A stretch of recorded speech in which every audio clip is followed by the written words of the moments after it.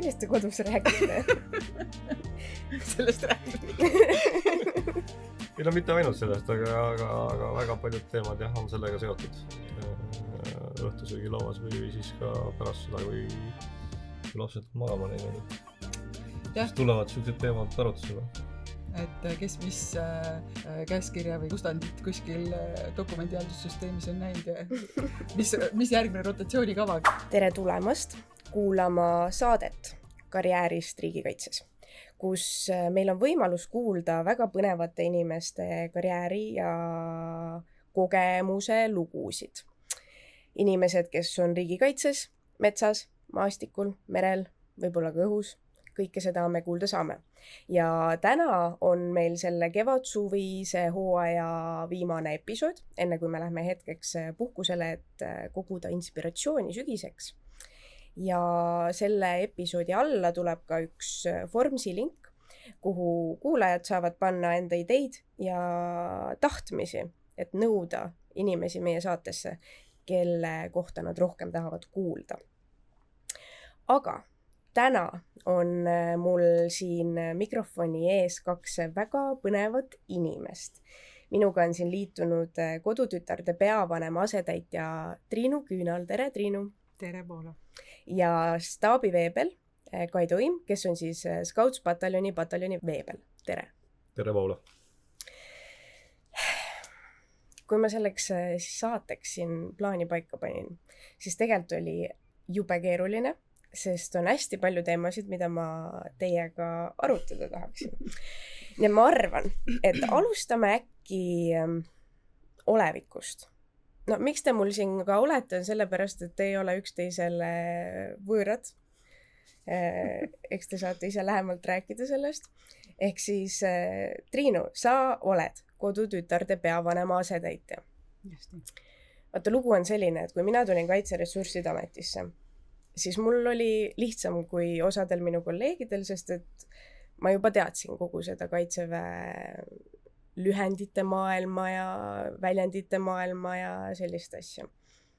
Mul oli raske ette kujutada, et ma peaks õppima nullist, et mida tähendab QVJ ehk küberväejuhatus või MHK, mitte hiljem kui ja sellised asjad. Aga siis minu üks väga lähedane sõbranna läks noorkotkastesse tööle. Ja siis ta rääkis mulle, millega ta seal tegeleb. Ja mida ma tahan nüüd öelda, on see, palun seleta meile, millega kodutütred tegelevad, nii nagu ma oleks eile sündinud. Sest et vahepeal kogu see maailm ma sain küll aru, et tegelikult kõrvaltvaatena seal on väga palju asju, millest ei pruugi isegi teada, et jah, tutvusta seda maailma meile. Selline küsimus kohe. Liftikõned pole tegelikult nagu välja mõeldud selle koha pealt, aga kodutütred ja ka noored kotkad tegelevad üsna selles mõttes sarnaste asjadega, aga millega kodutütred tegelevad suures pildis me tegeleme hea ja vastutustundliku kodaniku kasvatamisega, aga samal ajal või seal hulgas tehes seda siis peamiselt erinevate selliste eluliste, riigikaitseliste, looduses hakkamasaamiste ja meeskonna või üksteisega arvestamise oskuste teadmiste jagamisega. Et meil said kinnitatud just kevadel uued järgukavad, mis varasemast oluliselt rohkem keskenduvad riigikaitselistele teemadele ja see ei ole üldse midagi sellist, et me hakkame mingeid sõdureid kasvatama, vaid me mõtleme vanusest 7 kuni 18 kaasa arvatud. Ehk siis alguses on need riigikaitselised teadmised pigem sellest, et kes on kodutütar ja mis on need asjad, mida kodutütar üldse teeb ja kuidas käitub ja millised on reeglid ja mis on meie, ma ei tea, hümni teise salmi esimene rida, nagu viimasel minijärnal Kaitseliidu veebel täiesti magamata poiste käest nagu küsib, on ju. Ja tüdrukute käest samamoodi ju, et Kaido, esiteks, kuidas sina Triinut tunned ja sina nüüd oled Scouts-pataljonis, esiteks, kui kaua sa oled olnud pataljoni veebel või Scouts-pataljoniga tegutsenud ja anna siis ka ülevaade Scouts-pataljonist üleüldiselt, et ülesehitus, mis ülesandeid teil on ja siuke lühike väike. Jah, et kuidas ma Triinut tunnen, oleme abikaasad. Et me elamegi koos ja hingame koos. See on meie nagu ühine. Aga Scouts-pataljoni veebel ma olen olnud nüüd siis viimased 4,5 aastat. See tähendab seda, et see ongi mul põhimõtteliselt rotatsiooni lõpp. Ja 1. augustist ma roteerun siis Kaitseväe Akadeemiasse. Scouts-pataljon ise on siis valdavalt elukutselistega mehitatud Kaitseväe maaväe kiirreageerimisüksus. Põhierialalt siis soomusjalavägi. Ja millega me siis tegeleme? Me tegeleme kõige selle samaga, millega üle on Kaitsevägi, et õpime, harjutame, treenime kõiki neid samu asju, aga lihtsalt me teeme neid asju kordades rohkem ja rohkem nagu siis väljakutsuvates tingimustes, et me oleme endale seadnud ikkagi kõrgemad standardid, mida saavutada ja mille poole püüelda. Et see oleks nagu lühidalt Scouts-pataljoni kohta. Ja lisaks siis vastavalt vajadusele me ka osaleme Kaitseväe poolt siis rahvusvahelistel sõjalistel operatsioonidel. Kas sa saad tuua mingeid näiteid, et oletame, et keegi tahab nüüd kohe peale ajateenistust skauti jääda, et millised on mingid ametikohad näiteks, mille vahel seal valida saab? Kui nüüd tulla otsa ajateenistusest skauti, siis valik on tegelikult päris lai. Meil on Scouts-pataljon on siis nagu maa pisikene koopia, ehk siis meil on hästi palju erinevaid erialasid, mis on ka Kaitseväes olemas, et kas või alustame sellest kõige tavalisemast lihtsamast laskuri kohast, kui sa oled olnud miinipildur, tahad miinipilduja teemal jätkata, see on täiesti võimalik. Õhutõrjujana, pioneerina, tagalas autojuhina, otse loomulikult droonioperaatorid ja nii edasi, et mehhanismide juhid, lahingumasina juht, lahingumasina sihtur, kõike, et lihtsalt sa pead teadma, mida sa teha tahad, et meil valik on väga-väga lai.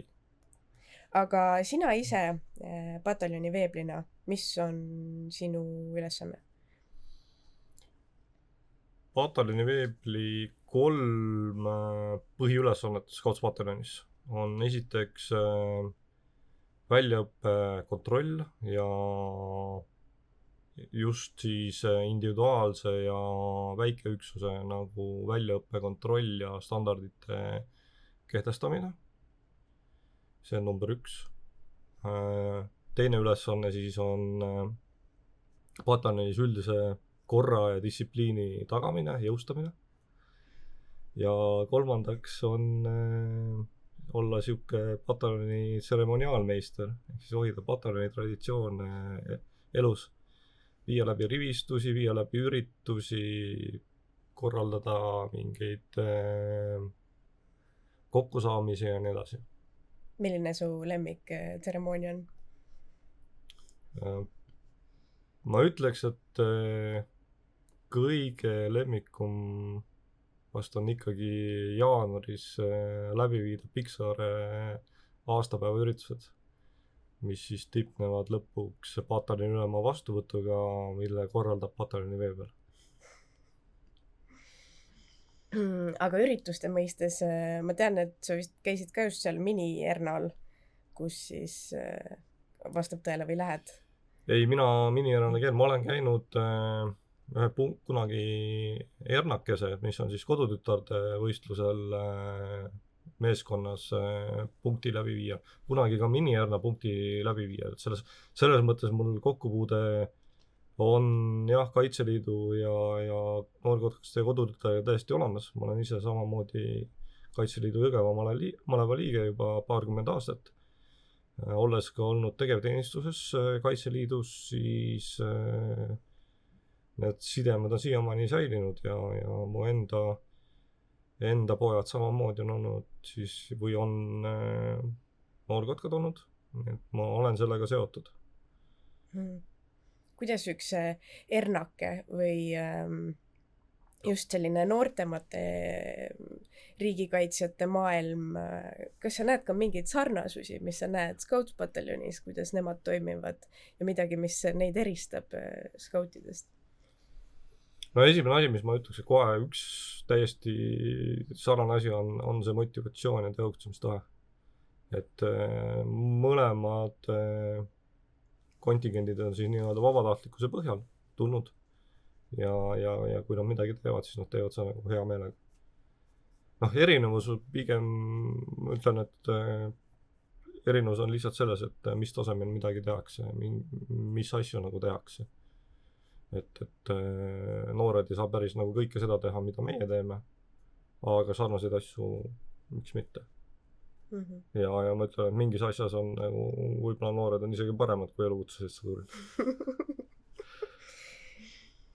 Triinu, milles on noored paremad kui elukutselised sõdurid ja millega sina tegeled igapäevaselt, et mis sinu ülesanne on? Millele see noored? Noored on võib-olla üks asi veel, mis on sarnane võib-olla skaudisõdurite ja noorte vahel on jube leidlikud. Et selline lahenduste leidmine ja soov neid lahendusi leida võib-olla on see, mis lihtsalt ma olen neid skaudisõdureid ka nagu näinud nii varasemas tööelus kui ka mingites koostöökohtades ja meil on noortejuhte skautide hulgast ja et see selline soov leida lahendust ja saada oma tahtmist võib-olla ka, et need nutikamad ja motiveeritumad ja sihi poole pürgivad noored on selles mõttes hästi leidlikud leidma neid teid, et sihini jõuda ja ma arvan, et see on üks, mis sellist motiveeritud inimest üleüldse iseloomustab ja skaudisõdur on üldiselt üsna motiveeritud tegelane ja meie noored on sellised üldjuhul mitte ainult organisatsiooni mõttes ja organisatsiooni tegevuses sihikindlad, vaid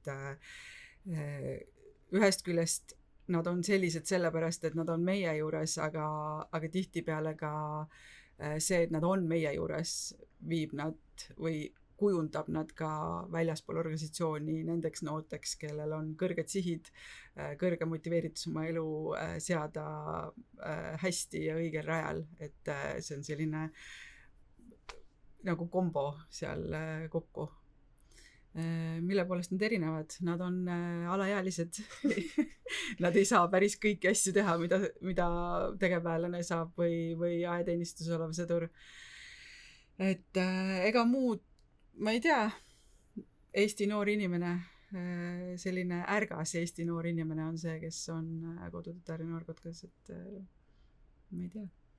Üks asi, milles kodutütred kindlasti paremad on, vähemalt viimase 2 paraadi põhjal on, suudavad palju paremini rivis marssida kui Scoutspataljonil sõdur.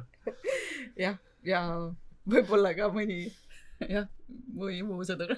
Ma arvan, et ühele sellisele rea koosseisu kaitseväelasele või ajateenile võib-olla isegi prioritiseerib või tähtsustab seda paraadil osalemist, aga lihtsalt meie tüdrukutel, eriti võib-olla just vabariigi aastapäeva paraadil osalemine on nagu see on nagu midagi see on midagi extraordinary või selles mõttes, et eelmine aasta 25 aastal me saime ju üleüldse ajaloos esimest korda sinna paraadile ja see oli nagu see oli midagi, ühest küljest see oligi päriselt ajalooline asi ja teisest küljest ikkagi need, kes sinna said, neid oli ju vähe ja nende motivatsioon seal nagu hästi esineda, et see oli lihtsalt next level ja sealt ilmselt see väga hea samm nagu tuli, et mõne mõne sellise natuke juba samal selga kasvanud kaitseväelasega rääkides, siis see paraad, see on mingi kole ja külm ja paha ja igav ja nii edasi, aga tüdrukutele on see ikkagi nagu üli oluline asi. Ja tegelikult suvine paraad ka selles mõttes, et ega suvine paraad võib-olla on nagu tavapärasem ja sinna on vaja väga palju inimesi ritta saada, aga meie read selles mõttes, meie ridade täitumine ei ole küsimus, et kui kaitseliitlastel ikkagi see jaanipäev võib-olla on tähtsam kui paraadile minek, siis tüdrukutel on see nagu auasi. Arusaadav. Aga mis see on, millega sina igapäevaselt tegeled ja kui palju sa saad nende samade tüdrukutega omavahel suhelda ka? Peab ikkagi selles mõttes tõele näkku vaatama, et ega ma ise tegelikult noortega nii-öelda töötasandil kokku ei puutu, et kui ise ei oleks, mina ise noortejuht ei ole ka kunagi olnud. Ma olen küll Kaitseliidu noortega siin-seal nagu naiskodukaitsjana kokku puutunud ja samamoodi neile mõnes laagris midagi õpetanud, köögis süüa teinud ja mõnda võistluse punkti läbi viinud, aga igapäevaselt ma tegelikult noortega kokku ei puutu. Mis minu töö on? Päris selline, ega üsna keeruline seda nagu kokku võtta, et mis ma teen. Kui ma täitsa hästi lühidalt tahan öelda, siis ma toetan peavanema tööd, aga laiemalt võttes üks asi on nüüd minu ametikohaga seoses on peavanem saanud vabastuse või hõlpu siis üle-eestiliste sündmuste korraldamises. Ehk siis see aastaring, mis puudutab siis neid sündmusi, mida siis kodutütarde poolt nii-öelda peastaabi tasandilt siis kas tagatakse või korraldatakse, et need on või ka kontrollitakse et see on minu töö igakülgne, nii siis meie palgaliste, et meil on igas maakonnas üks palgaline noorteinstruktor, nende töö siis toetamine. Meil on ka mingid valdkonnad nagu ära jagatud, võib-olla sellised personalialased asjad on rohkem peavanema asjad, mina tagan siis selliste kiirete vastuste organisatoorsete asjade nagu andmisega. Mis mul seal veel on? Praegu sellise vormiarendusega tegeleme, et meil ja vormide just uute nagu vormielementide väljatöötamisega. Ja üsnagi nagu ikkagi vahepeal nagu mõtlen, et mis see minu töö nagu on, et nagu kogu aeg ma teen midagi erinevat, ma ei tea, dokumendid, käskirjad, telefonide kõnedele vastamine, Exceli tabelite koostamine et jah, võib-olla ongi keeruline sõnadesse panna. Kaidu, kuidas sina kirjeldaksid seda, mida Triinu teeb? Ma toon paralleele nagu kaitseväega, siis ta ju põhimõtteliselt veebeldab. Teeb seda sama nagu mina teen pataljonis. Et kõik seda, mida ülem ei tee, siis teeb veebel. Et suures pildis ma näengi, et see on nagu suhteliselt suhke paralleel sellega ametiga. Aga meil on, kuna nii-öelda noorte organisatsioonide peastaabis töötab ikkagi ülivähe inimesi, siis ega meil ei ole vahet, kas ülem või veebel või kas peavanem või peavanem asetäitja, et kui on vaja kasti tassida, siis me tastime neid koos, kui on vaja mingisuguseid pakke kuskilt tolmusest nagu ära vedada, siis me teeme seda nagu koos. Kui on vaja, ma ei tea, strateegilisi plaane paika panna, siis me teeme seda koos, kui on vaja nagu uusi arendusi kuidagi purki panna lõpuks, siis me teeme seda koos, et ega meil väga palju ei ole seda, et mis on kelle nagu ülesanne, et me teeme tõesti nagu autojuhi kuni, ma ei tea,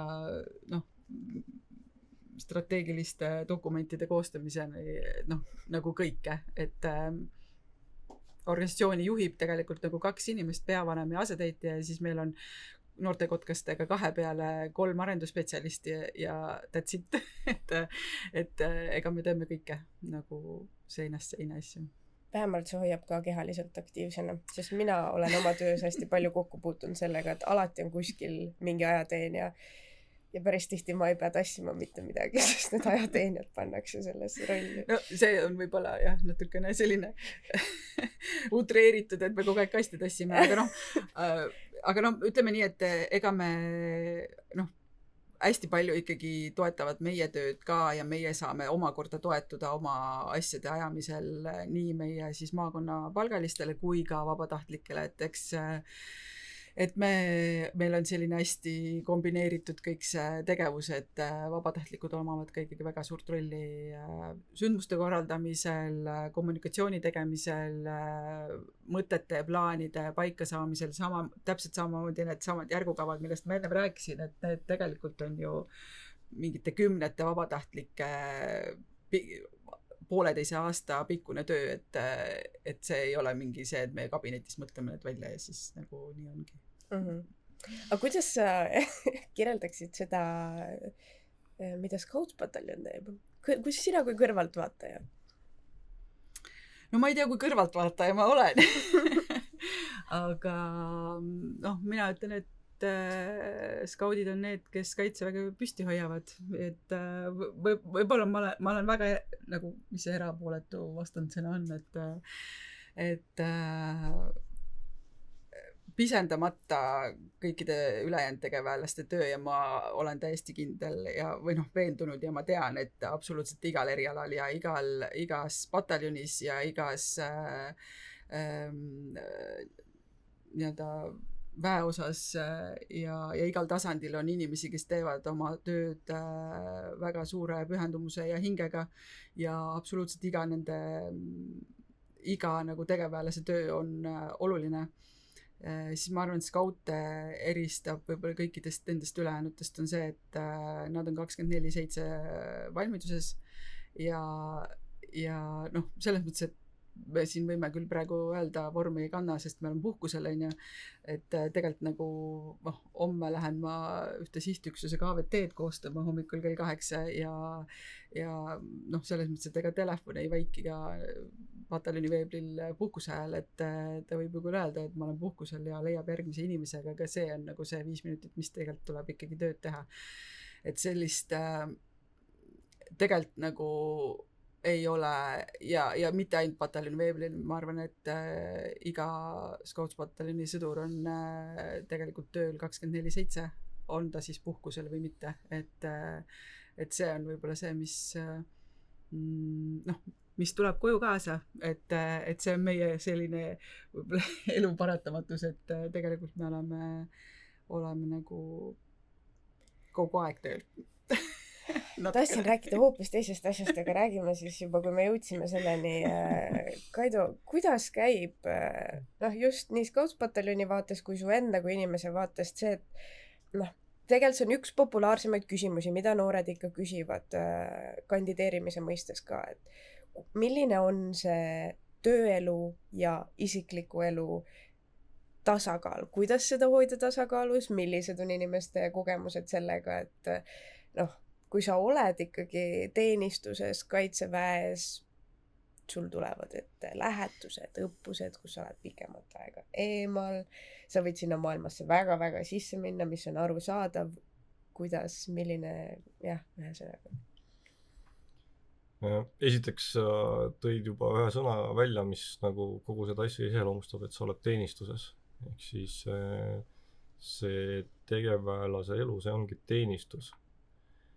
24/7, 365 aastat päevas. Ma enda jaoks olen nagu lahti mõtlenud selle, et tööaeg on 8-5, aga teenistus on sul ju ikkagi pikemalt. Ja ikkagi jah, see sama asi, et tee tööd tööajal ja siis puhka ka, et muidu sa ei vea välja pikalt. Eks selle igaüks ise peab enda jaoks paika panema. Kohati on see teenistuse ja eraelu tasakaalu viimine hästi keeruline, vahest on ka võimatu. Aga see kõik oleneb sellest, kuidas ise nagu seda asja enda jaoks lahti mõtestada ja paika panna. Meil 2 peal kalendrid on sünkroonitud niimoodi, et seal on taha, kes kus miskil ajal ära on ja kes on, ja siis tulebki leida see lahendus, et kuidas hakkama saada, et lastel ka samamoodi, et kes kus peab olema, et suurem poiss on ju ka noorkotkas, et tema on ära, väiksemad veel iseseisvalt oma pead niimoodi ei jäta, et siis peab nagu kuidagi klapitama, et see ongi see, et kuidas see sul nagu see lähiümbrus on, et vanavanemad samamoodi, sõpruskond, tuttavad kõik, et igasuguseid võimalusi, et kas sa saad näite tuua mingist enda raskemast hetkest, mingist momendist, kus oli väga keeruline ja kuidas sa sellest välja tulid? No kohe mul tuleb meelde 2022 lõkk, kui tegelikult ju 2-tunnise etteteatamisega öeldi, et lõkile lähevad nii Scoutspataljon kui Kirde maakaitseringkond. Kuna Triinu on ka reservväelane ja on siis Jõgeva maleva lahingukompaniis, siis tegelikult me mõlemad ju pidime minema 8 ajaks lõkile. Ja siis oligi lihtsalt helistamine, koordineerimine, kus, kes, mis. Triinu käis korra Tapal, tõi mulle mingid asjad ära, mina läksin metsa, Triinu ise viis poisi oma ema juurde Valgamaale, järgmine hommikul ise formeerimispunkti ja nii on, et sama on olnud ka kevad. Sama õhtu juba. Ja sama õhtu, et sama on olnud ka siin eelmise aasta kevadtormil, kus me olime mõlemad, olime ju kevadtormil samaaegselt. Kui ühel pool, mitte ei olnud vastaspoole peale.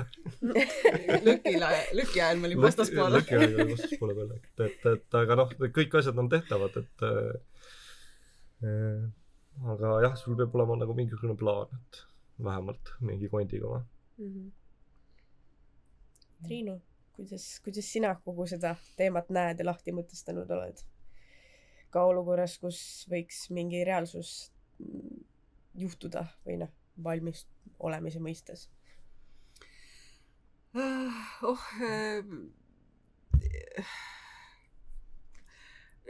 Meil on plaanid olemas iseenesest ja oleneb siis nagu, et mis juhtub ja kui akuutselt ja mis ajal, et eks see plaan nagu ajas natukene muutub ja on tehtud erinevalt vastavalt sellele, kui vanad siis sel hetkel lapsed on.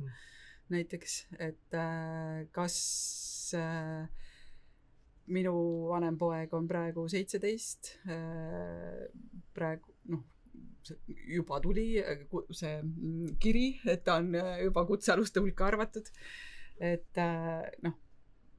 kui peaks nagu mingi kõige mustem stsenaarium juhtumis oleneb sellest hästi palju, kas tema on sellel hetkel juba ajateenistuse läbinud või mitte. Sest see, et kas ta läheb või mitte, ei ole üldse mingi küsimus, ta on kuidas ma ütlen, aktiivne noorkutkas ja mõttemaailmaga, et kui on vaja, siis tuleb minna. Ja väike poiss on praegu just sai 7, et temaga võib-olla see kõige sellisem, et kelle juurde, kuhu ja kuidas ja kas Eestisse või välja. Et mõned plaanid on erinevad A, B, C, D, E, F ja kuni tähestiku lõpuni. Aga see, ütleme niimoodi, need musta stsenaariumid selles mõttes ei puuduta üldse praegu mu tööd ega seda, mida ma palga eest teen, vaid nagu Kaido ütles, et ma olen ka reservväelane, et mulle kehtivad kõik samad naisena küll, aga siiski kõik samad reeglid, mis igale teisele reservväelasele, et kui tuleb minna, siis tuleb minna ja siis tuleb vaadata, kuidas muud asjad nagu saab sättida. Et mina olen oma eluvalikud nii teinud, jah. Eluvalikud, lähme siis minevikku ka. Kaido, miks sa valisid üldse teha karjääri Kaitseväes? Kas see oli teadlik valik? Mis hetkel see juhtus? Ma arvan, see kindlasti oli teadlik valik. Ma arvan, et ma olin äkki 16 see võiski olla siis 91. aastal. Jah.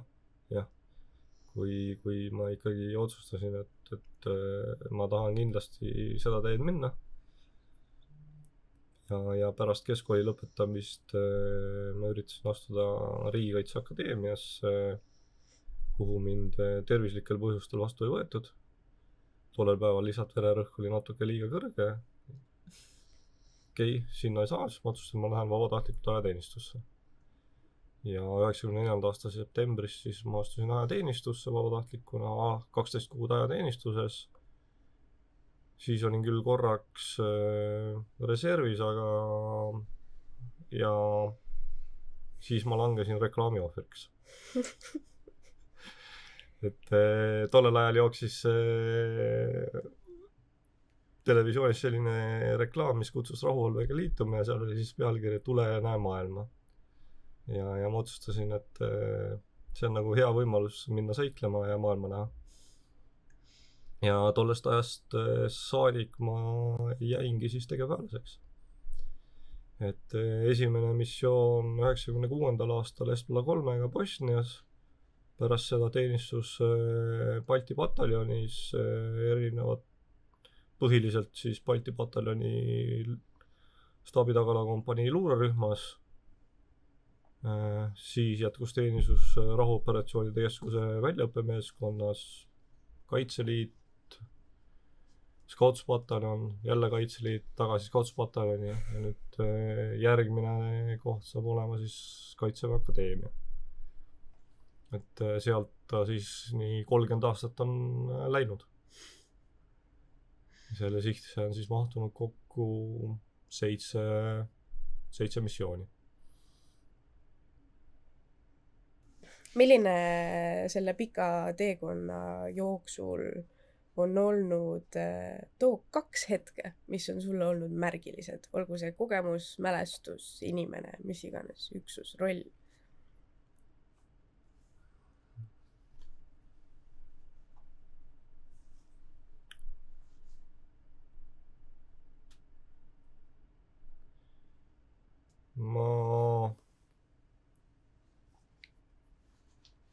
Võib-olla siis kõige esimene märgiline hetk oli tegelikult ajateenistusaeg. Esimesel päeval, kui üks vee peal meid üles rivistas, kes me olime sinna just parajasti Tapale saabunud ja siis ta ütles niisuguse kuldse lause, et nüüd pangu tähele kõik need, kes on vabatahtlikult kaitseväkke tulnud. Et see oli teie esimene ja viimane vabatahtlik tegevus kaitseväes. Ehk siis tegelikult ka Kaitseliidus, et see vabatahtlikkus on nagu teatud piirini. Aga sa pead aru saama, et kui sa oled vabatahtlikult endale need kohustused võtnud, siis see on kohustus, mis tuleb täita. Ma arvan, et see oli nagu üks. Eks neid teisi momente on ka olnud. Mul on õnneks olnud enamuses ikkagi väga, väga head ülemad. Mul on kuidagi sellega nagu hästi läinud. Et kes on toetanud, julgustanud jätkama. Aga mis teeb ühest ülemust hea ülemu?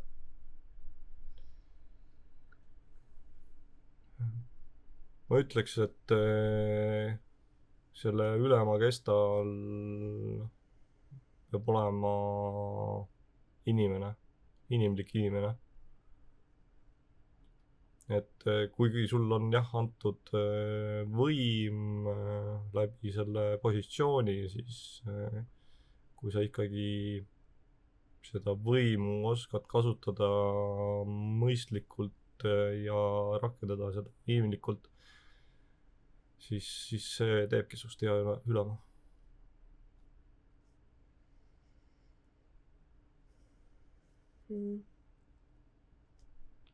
Sinu kogemustega tuli ka meelde see, et see on huvitav, kuidas me oleme siin mitmes episoodis juba rääkinud, et Kaitseväge iseloomustabki selline õlg õla kõrval tunne ja mitte ainult Kaitseväge, tegelikult ju ka kodutütarde, noorkotkastega, kõigiga ma olen viimasel ajal hästi palju näinud TikTok'e, kus kodutütred oma seal ernakestelt teevadki videoid, et minu sõbrad kogu eluks ja nii edasi. Siis siin saates meil oli Kaido ja Ivoga üks episood, kus nad rääkisid, nad langesid täpselt sama reklaami ohvriks ja siis te ju ka alustasite üsna sarnaselt teekonda. Ka koos. ja Kaido ja Ivoga jah, me suht samal ajal alustasime, küll natukene erinevates üksustes, aga jah, sama reklaami ohvrid on et neid on veel. Triinu, milline sinu karjäär või teekond on olnud? Mina astusin 2011 aastal Naiskodukaitsesse ja kuidas ma sinna sattusin, oli see, et ma tegelikult olin ammu mõelnud või kuidagi nagu vaadanud seda riigikaitsemaailma sellise natuke kadestava pilguga, et selline eesti-meelsus ja võib-olla patriootlikkus või selline Eesti hoidmine ja selle vabaduse väärtustamine on meie peres nagu alati olnud hästi oluline. Et minu vanaisa on olnud see, kes neid lugusid on rääkinud ja kogu seda vaimsust kuidagi meie kõigi sisse nagu süstinud. Ja siis vahetult enne Naiskodukaitsesse astumist ma sain ühe endise koolivennaga kokku, kelle olemine ohvitseriks tuli mulle üllatusena ja siis kuidagi me ei olnud mitu aastat nagu suhelnud ja siis sattusime täiesti kogemata kokku.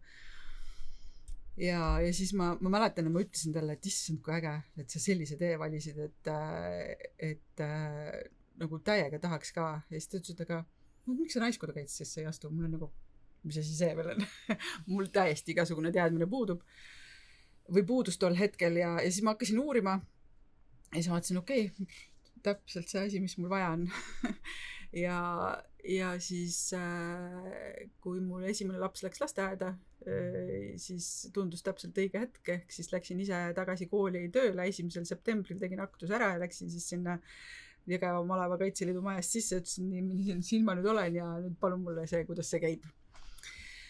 Ja see, kui sa küsisid Kaido käest, et mis on need märgilised hetked sinu elus, siis mina ütlen, et see avalduse tegemine Naiskodukaitsesse oli see, mis on kogu mu elu muutnud. Et sealt sai alguse midagi, milleks ma võib-olla tol hetkel ilmselt ma olin valmis, aga ma ei tulnud selle pealegi, et see nii märgiline võib olla. Ja mul oli tol hetkel palju vaba aega, sest mul oli ainult pool kohta koolis olude sunnil pärast lapsehoolduspuhkuselt tagasi minekut. Ja siis ma nagu elasingi seal Jõgeva Malevas, nagu ma tegin seal kõike ja hakkasin kohe nagu, ühesõnaga tollel ajal oli Naiskodukaitse võib-olla natuke teistsugune organisatsioon ka kui praegu ja kõik inimesed said kõiki teha ja polnud vahet, mis su väljaõppe on või mida sa juba oled teinud või mida sa veel ei ole teinud. Ehk siis kohe sattusin vabatahtliku nii-öelda valiti mind siis jaaskonna juhatusse, siis ringkonna juhatusse, siis ma hakkasin seal mingit erialagruppi juhtima, siis kutsuti mind igale poole, kuna ma nagu alguses suure entusiasmiga hakkasin ise nagu kirjutama mingisuguseid postitusi Naiskodukaitsele kodulehe jaoks ja Facebooki vist ei olnud siis või, ma ei mäleta ka, aga ühesõnaga mingeid kirjatükke looma, siis hakati mind juba kutsuma sellepärast, et tule osale ja siis kirjuta pärast sellest. Pildid tuli ka siis juurde teha, et oleks midagi ka ja siis tõesti ma jõudsin käia seal ma ei tea, süüa tegemas ja õpetamas ja läbi viimas ja korraldamas ja ühesõnaga ma nagu kuidagi võtsin absoluutselt igast nagu pakkumisest ja väljaõppest nagu kinni osa. Ja siis mingil hetkel, kuna ma seal nagu staabis kogu aeg figureerisin nii vabal ajal kui mitte vabal ajal, siis 2013 muutusid Kaitseliidu siis korrapidajad valvuriteks ja siis mulle tehti pakkumine, et kuule, et kus sa siin nagu nii kogu aeg oled, et tule siis istu siin nagu siin laua taga nagu ka, et noh, saad palka ka selle eest, et sa kogu aeg oled. No umbes nii see oli tegelikult. Ja siis, kuna ma koolis olin poole kohaga, siis tegelikult oli, noh, why not, onju. Natuke tuli logistikat välja mõelda selles osas, et kuidas see laps hoitud saab ja kuidas nagu kooli ja koju ja nii edasi, aga siis, noh, võib-olla see ka valvuriks minemine, see on siuke asi, mida ma oma karjääris võib-olla liiga palju ei räägi, aga mis andis nagu sellise võimalusega seal nagu seestpoolt kogu seda elu näha ja veel rohkem seal staabis koha peal olla. Ja tegelikult töötasingi valvurina lisaks õpetaja kohale siis 4,5 aastat. Ja selle aja jooksul, noh, 2 aastat enne olin siis niisama vabatahtlikult ja selle aja jooksul kuidagi kogu see maailm muutus minu jaoks nii oluliseks ja tähtsaks, et ma vaikselt hakkasin mõtlema nagu mõtteid, et äkki minna ikkagi kuidagi kaitseväkke tööle. Ja siis ma sattusin kuna üks mu kõige suuremaid tegevusvaldkondi või kuidagi kujunes 2 asja välja. Üks oli nagu juhtimine erinevates vabatahtlikes siis nii-öelda rollides ja teine oligi need avalikud suhted. Ehk siis ma kirjutasin, pildistasin, kajastasin siis naiskodukaitse tegevust ja vaikselt juba maleva tegevust ka andsime välja seal teavituspealikuga kohaliku maakonnalehte ja nii edasi. Ja ma sattusin teabeohvitseride baaskursusele Kaitseväe Akadeemiasse ja seal oli selline üks õpetaja või ma ei mäleta, mis rolli ta seal täpselt täitis, igatahes tema oli siis ma küsisin ta käest, et sa oled 40 pluss naine, tegevväelane, kuidas sa sattusid siia? Ja siis mul oli kõrgharidus ja mul oli nagu ta oli ka selles teavitusvaldkonnas nagu ühesõnaga rääkis oma loo ära ja siis mõtlesin, et okei, ma saan ju ka nii, et mul on ka kõrgharidus ja ma olen selle asjaga juba tegelenud ja noh, why not nagu mitte proovida. Ja siis vabaneski 1. brigaadis teavitusspetsialisti ametikohta ja siis ma kandideerisin sinna ja sain sinna. Mu karjääri jäi seal küll väga lühikeseks, sest vahetult enne seda olime meie omavahel kuidagi nii kaugele jõudnud, et olime rohkem kui lihtsalt tuttavad.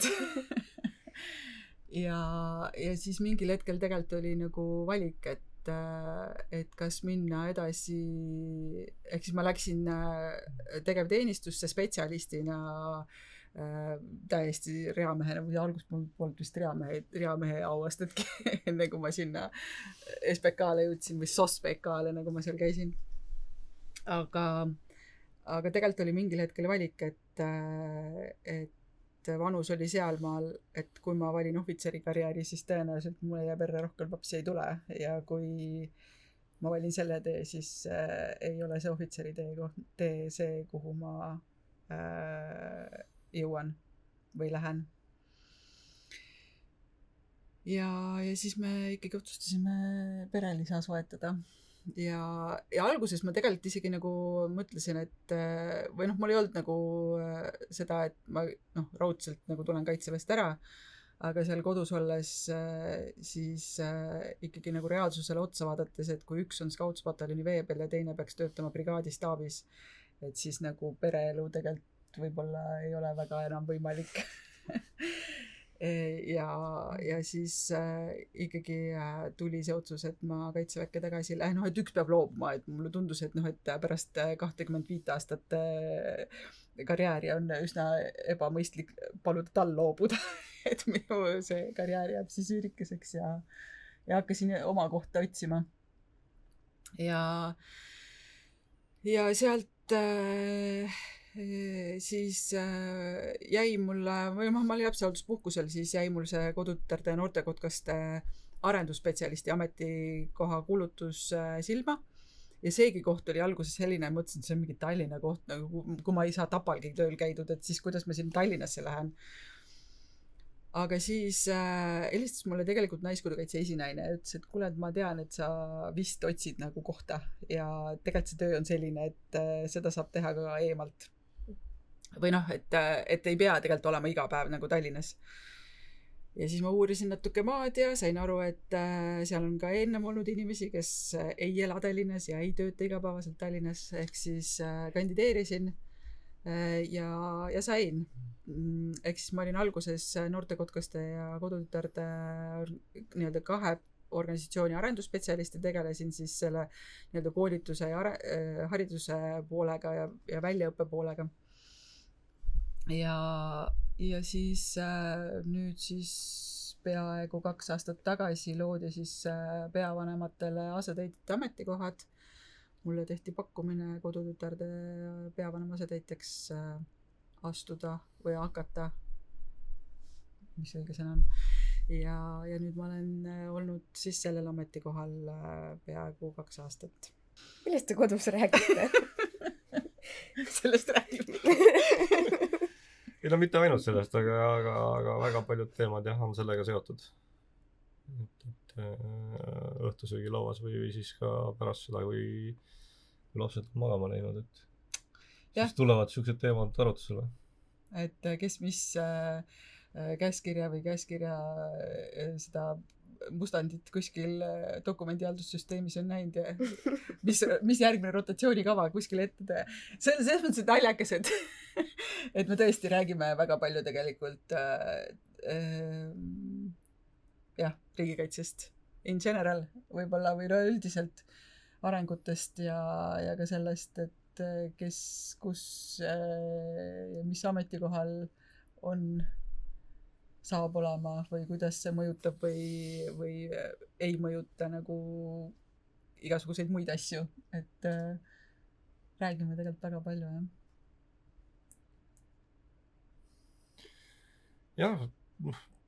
Meil on hästi palju tuttavaid on ja sõpru, kes on selle sama ringkonnaga seotud. Ehk siis see on jah, nagu ka seltskonnas on tegelikult kogu aeg teemaks. Mis on vahest isegi natukene ärritav. Mingi muid teemasid ei ole. Et kas siis jah, et kas nad on siis seotud kas Kaitseliidu noortega või siis kaitseväelased või niimoodi, et päris siukseid organisatsiooniväliseid inimesi on väga vähe. Jah, ja minul ütleme, need organisatsioonivälised inimesed on kuidagi nagu kaugeks jäänud, et paratamatult on ümber need inimesed, kellega kuidagi maailm ühte sammu jookseb või mingid elud, sündmused ja isegi ma ei saa öelda, et nagu maailmavaateliselt oleks need nii-öelda enne organisatsiooni aega sõbrad nagu teistmoodi mõelnud, aga lihtsalt see, et kus sa käid ja mis sa teed ja kellega sa kokku puutud ja need ka üritused, mis nagu nii-öelda kalendris ja ajaplaanis ja aastaringis nagu on, et need on nagu teised nende inimestega võrreldes, kes ei kuulu organisatsiooni või kuidagi sellesse maailma ja päris keeruline on nendega isegi kokku saada, et need, kellega sa nagu metsas istud ja teist 3 käid tegemas ja vaatad nii-öelda motivatsiooni sauna õhtuks rohelisi kleite koos, siis need on lõpuks need, kellega sa ka laupäeva õhtul võib-olla veini jood, et nii see paraku on, et need inimesed, kes selles ringis on lõpuks need, kelle sünnipäeval sa käid ja kelle laste sünde või lastelaste sünde sa tähistad ja kõikidest maailma muudest asjadest, eluvõitudest, rõõmudest ja muredest nagu räägid, või neid jagad. Jah, samastun mul on üsna sarnaselt, aga isegi kui on inimesed, kes on valdkonna välised, siis endiselt, kuna see on nii aktuaalne, siis lõpuks lõpeb sellega, et sult küsitakse küsimusi ja siis see läheb ikka tagasi ringiga sama teema peale, nii et selle aktuaalsusega veel, kui ma õpetaja olin, siis kas see oli siis, kui 2014 ja kui Ukraina see esimene nii-öelda sõjalaine tuli või see siis olin klassi ees, üritasin tundi anda ja siis nagu õpetaja, kas nüüd tuleb seda? Ja siis nagu mõtled, et aga et see, mida ma õppekavaliselt peaks nagu rääkima, et see tegelikult nagu jumala teisejärguline, et räägime siis nagu sellest, millest lapsed päriselt tahavad rääkida.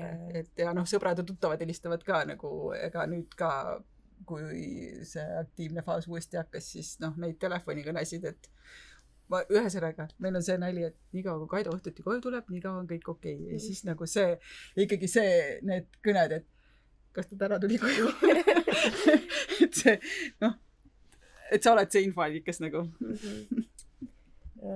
Aga Kaido, äkki sul on mingeid huvitavaid näiteid, kuna sa ise roteerud nüüd on ju Kaitseväe Akadeemias teistest inimestest, kellel on veel mingeid selliseid, kus nad liikunud on erinevate üksuste vahel või midagi sellist, et kuna meil ikka uuesti tuleb üles see, kui ma näiteks enda, mis see vanusevahemik siin on, 25–30 inimestega räägin, siis tihti öeldakse tagantjärele peale ajateenistust ja ka meie seda saadet kuulates, et mina elu sees ei teadnud, ma olen siin vahipataljonis ajateenistuse läbinud ja ma tegelikult oleks võinud minna skauti või midagi taolist. Et kas sa oled näinud kõrvalt mingeid selliseid kogemusi, kus inimesed on kasvanud ja erinevates üksustes olnud? Jaa, kellega nagu kunagi sai koos alustada, kes kuskile on jõudnud, et aastal siis 96 mina olin Balti pataljonis kapral ja praegune Kaitseväe juhataja oli samal ajal noorem seersant samas pataljonis.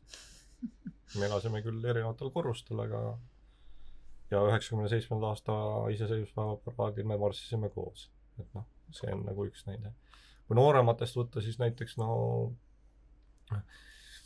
kes on jäänud või tulnud Kaitseliitu kaudu teenistusse on jäänud, et siis neid on päris mitmeid, et kellel oligi nagu esimene kogemus oli, kes näiteks oli selline üksus nagu Est-Guard, mis pandi siis komplekteeriti Kaitseliidu vabatahtlike põhjal ja käisid siis missioonil Bosnias, siis sealt päris mitmed mehed ja ka naised jäid tegevteenistusse ja mõnedki on siiamaani on teenistuses. Et neid näiteid ikka on. Või siis seesama, et kunagised ajateenijad, skaudis on olnud ka ajateenijad, kes on samamoodi nagu selle tegevväelase karjääri valinud ja on olnud ka pataljonis oma teenistusaja algusest peale.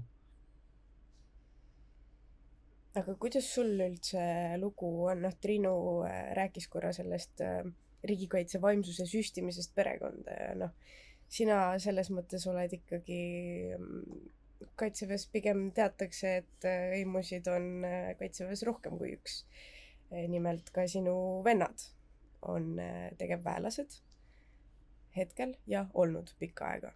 Ja teil on siis perekonna peale kokku 27 missiooni. On õige? 28. Vabandust. Kust selline, oskad sa öelda, selline vaimsus või teekond on tulnud teile kõigile? Ma ei ütleks, et meil oleks nagu seda vaimsust kuskilt nagu süstitud, sest ma olen ikkagi natukene vanem, mu vanavanemad olid vanemad ja tollel ajal nagu väga nendest asjadest avalikult ei räägitud. Aga üht-teist ka nagu pärast taasiseseisvumist ikkagi meie perelugudest tuli välja. Et võib-olla sealt tekkis see mõte, et sellistel asjadel ei tohi lasta juhtuda enam. See võib-olla oli üks, reklaami ohvriks sattumine ja nooremate vendade puhul siis pigem oli võib-olla ikkagi see, et minu kui vanema venna eeskuju. Nii vähemalt ema väidab. ja tundub, et kõigile on see siiamaani sobinud, et kõik on senimaani ikka veel tegevteenistuses. Et kõigil praktiliselt juba jah, varsti, no kõigil on jah, saab juba varsti 30 aastat, 25-30 aastat täis. Et see on jah, kuidagi niimoodi kujunenud. Nad olid lihtsalt vaimuvaesed, nad ei oska midagi muud teha.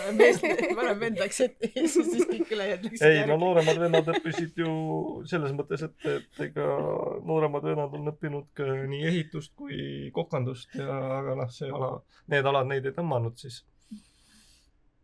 Ja keskmine vend õppis ju ka, et tal on ka tsiviileriala on olemas, et aga ikkagi jäi see kaitsevägi pärast ajateenistust kõigile. Ma enne küsisin, et millest te kodust räägite, aga kui suguvõsa kokkutulek on, millest te seal räägite? No, kui me vendadega kokku saame, siis Triinu naerab, et siis seisavad neljakesi keset õue ei istu, seisavad ja siis räägivad oma sõjajutte. Ja siis, kui me saime, või olime esimest, või mingi suvi ühesõnaga olime maakodus ja siis meil ei olnud veel terrassi seal sauna juures ja siis nagu mõtlesin, järgmine aasta, kui on nagu sünnipäev, no meie lapse sünnipäev, või igatahes, ühesõnaga, et me peame tegema terrassi, sest lihtsalt nagu seisavad niimoodi keset õue, jalad harkis, räägivad sõjajutte. Mõtlesin, et tol hetkel ei olnud ka nagu neid otseselt kuskil istuma panna, et ülejäänud lapsed ja mingid naised istusid vaipade peal kuidagi mingit siukest nagu puu all, vaata. Meil peavad mingid toolid olema. Järgmine aasta olid toolid ja terrassi kõik oli olemas, need ikkagi seisid seal terrassi ees. Arkis jalu käed risti ja rääkisid sõjajutte, et nagu vahet ei ole, kas on kuskil istuda, et see nagu sõduri hoiak on nagu kogu aeg ja sõjajutud on tõesti. Mul on see, ma just enne mõtlesin, et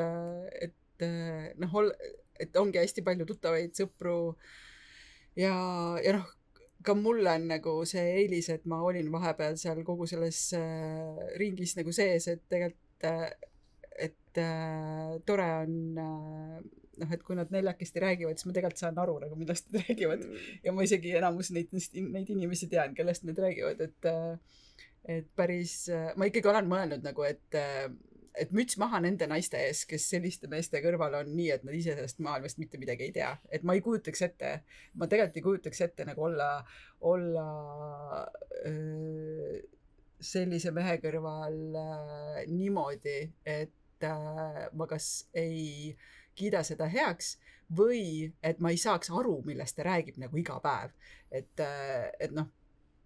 ma tegelikult tean, mida ta teeb. Ma tean, mis see töö sisu on ja ma tean, miks ta seda teeb ja ma tean ka, või ma saan sellest jutust aru, kui ta räägib, mida ta teeb. Et kui ei saaks aru, oleks päris keeruline nagu. Ma ei kujutaks ette nagu. Ma vahepeal vaatan neid ülejäänud naisi seal ja mõtlen, et kas nad nagu mõistavad seda elu tegelikult. See on üleskutse, et kui keegi teab kedagi, kellel on tegevväelasest mees ja tal naine, siis küsige. Ma arvan, neid tegelevasid, kellel on naine. Jaa, jätkub. Aga jah, see on minu jaoks ka päris põnev. Sest et just, et kui me räägime tihti, meil on näiteks veteranide kuu ja reservväelaste nädal ja kus tihti tuuaksegi välja selle rolli, et sa panustad, aga sul on esiteks inimesed, kes on tegevväelased ja kes lähevad sinna missioonile, aga samas kõikidel neil on pereliikmed, kaaslased ja see nii-öelda tagala, kes tegelikult panustab ka sellega, et nad lihtsalt, nad on toeks, nad on olemas ja ma ikkagi, minu jaoks see tõesti see lugu rahvakeeli hõimude dünastiaga ikkagi, kui mul kolleeg rääkis sellest emadepäeva korrast, kui viidi oma kolleegidele, kes on emad lilli ja siis mõeldi, et kes on meile veel tähtis ema ja siis ikkagi taheti hõimude emale ka lilli viia, sest et ta on andnud väga suure panuse riigikaitsesse. Nii et aitäh sinu emale selle eest. Et siin otsi kokku tõmmata. Ma küll tunnen, et siin on materjali nii palju, me võiks vabalt teise episoodiga teha, aga ma ei saa kahjuks teid siin 3 tundi kinni hoida.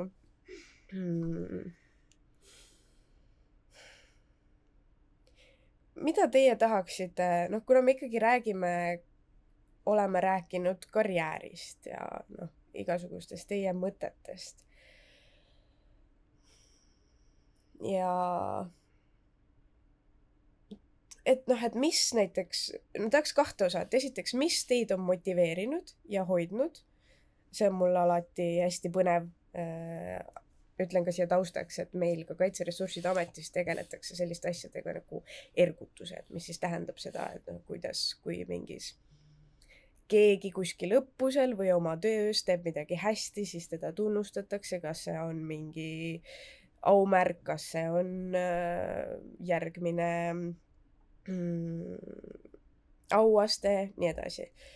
Triinu, sa oled aastal 2015 valitud aasta naiskodukaitsjaks. Kaido, sul on näiteks Kaitseliidu Valge Risti 3. klass ja tegelikult veel rida igasuguseid ergutusi.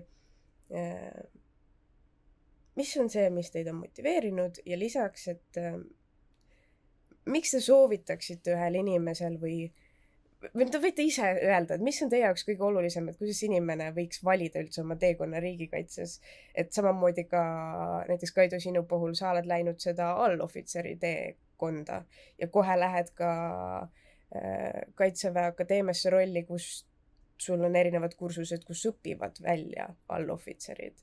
Et ma ei tea, miks peaks üks noor inimene valima allohvitserira ja miks peaks üks inimene, meie saadet tegelikult kuulevad pigem inimesed vanuses 25–35. Oletame, tulevikus on lapsed, miks nad peaks kodutütreks või noorkotkaks minema, et see on väga lai ja lõputu küsimus, aga valige ise, mis te siit vastata tahate, et Triin, alustame sinust. Ma arvan, et minu puhul on esiteks nagu 2, või ütleme, ma alustan sellest, et mis on mind motiveerinud. Ma arvan, et kui sa räägid tunnustamistest, siis kogu oma karjääri jooksul ma olen saanud täpselt 3 aumärki, 1 Kaitseliidu ülema hinnalise kingituse ja aasta naiskodukaitse tiitli. Et mingit tänukirja on ka, mis on nagu selle taga, et mind tegelikult või ma olen saanud väga vähe tunnustada, on see, et ma olen olnud ise kogu aeg nendes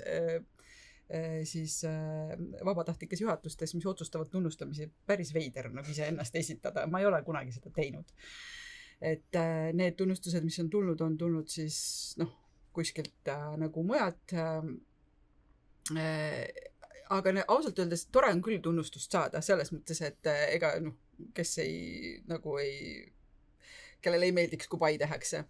Aga ma ei ole kunagi midagi teinud selleks, et tunnustust saada. See aasta naiskodukaitse tiitel, kui ma tol hetkel seda rida vaatasin, neid ülejäänud naisi, siis ma mõtlesin seal oli mingi 6 või 7 naist, keda ma mäletan, kellele ma olen alt üles vaadanud.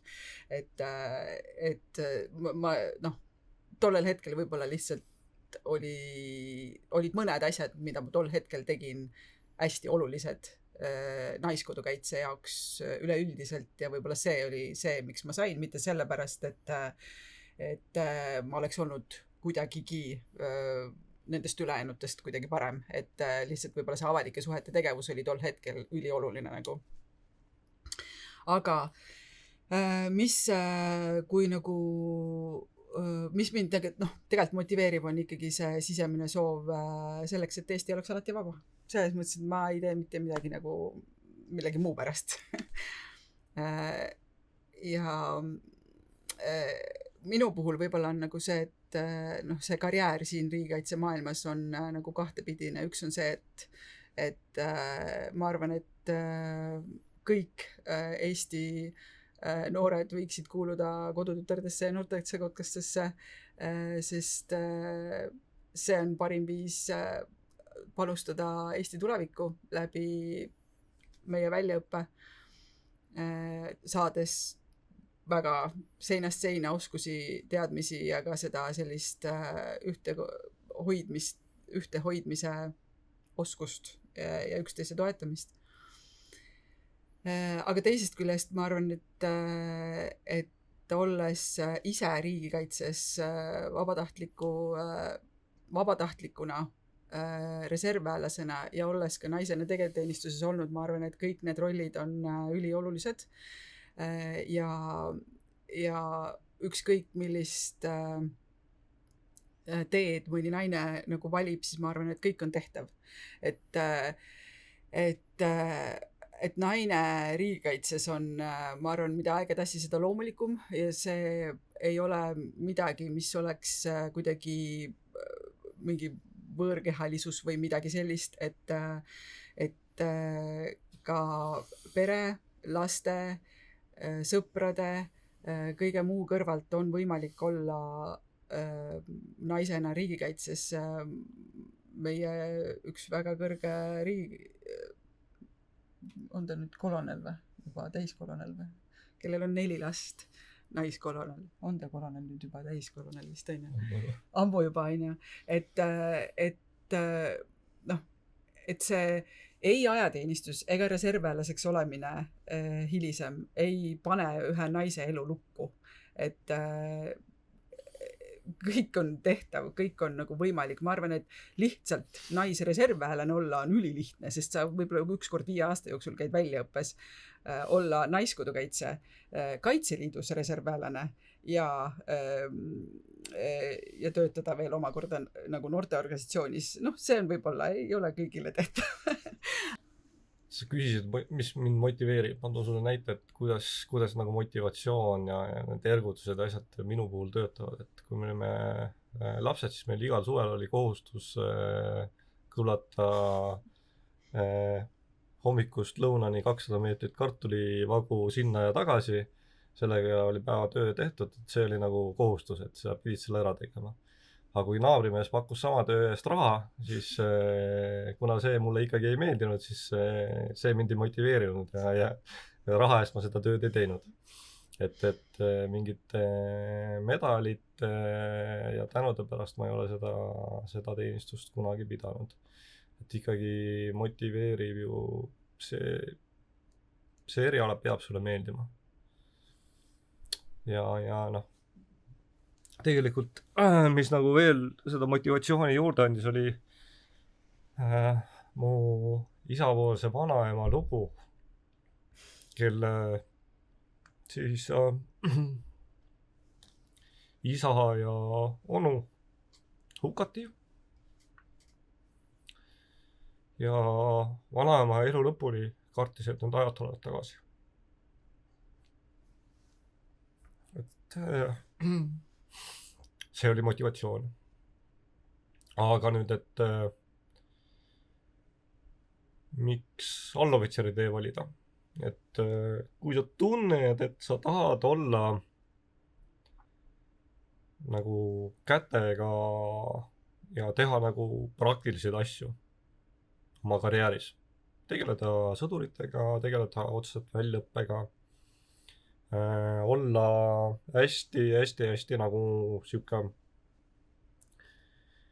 kuidas ma ütlen siis, asjas sees pikka aega ja olla oma eriala spetsialist, siis see allohvitseri karjäär on see, mis seda võimaldab. Et see oleks nagu üks põhjus. Alati sa võid alustada sellest alguses, ma tean inimesi, mul on endal olnud alluvaid, kes on olnud allohvitserid alguses, veeblina on jätkanud ohvitseri karjääris, et mingil hetkel nagu tuleb see valik teha. Et mina otsustasin jätkata seda allohvitseri karjääri ja siia ma olen nagu jäänud. Aga jah, motivatsioon, seda ei saa teha sellisel juhul, kui see sulle ei meeldi. Et see peab sulle ikkagi meeldima. Kogu täiega, 110%. Et kui 0,5% punkti jääb puudu, siis teha ise. Ma võib-olla lisaks selle allohvitseride osa kohta, et ohvitserid on küll tähtsad, aga ma arvan, et Kaitsevägi seisab ikkagi allohvitseride peal püsti, et nagu veeblid on need, kes hoiavad. See on siuke veebli abikaasa nagu ikkagi vaade on ju, et mina ütlen, et veeblite peal püsib Kaitsevägi püsti. Et sellest saab selle episoodi pealkiri. ei no ma arvan, et ohvitserid saavad väga hästi hakkama, lihtsalt neil Neil mingite asjade tegemiseks võtab kordades kauem aega ja rohkem energiat. Aga nad saavad hakkama. Just.